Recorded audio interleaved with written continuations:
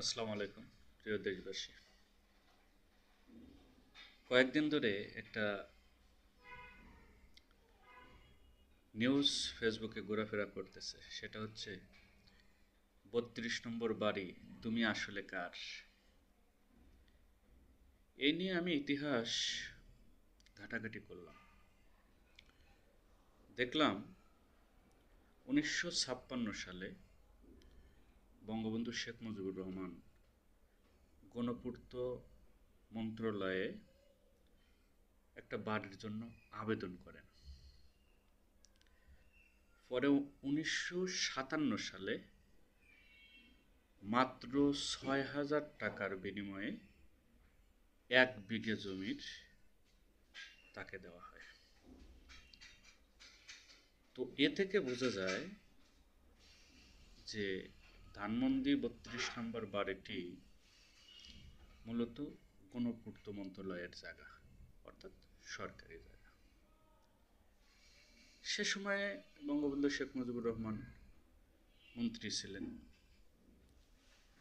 তিনি বিভিন্ন জায়গায় দেখলাম ভাড়া থাকতেন, সেগুনবাগিচা, বিভিন্ন জায়গায় ভাড়া থাকতেন, ইতিহাস যা বলে।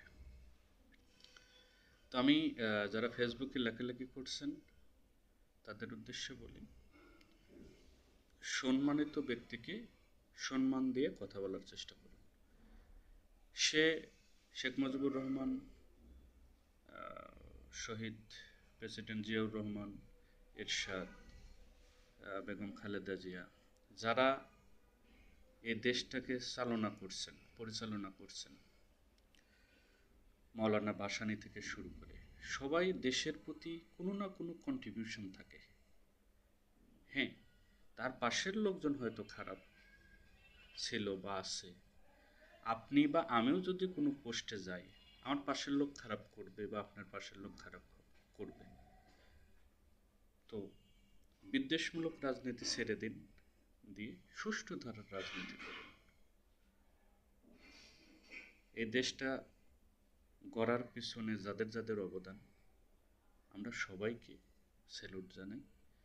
যারা দেশটাকে এ পর্যন্ত নিয়ে আসছেন, এখন যাদের হাতে আছে, তারা দেশটাকে আরো সুন্দরভাবে গড়ে তুলুক।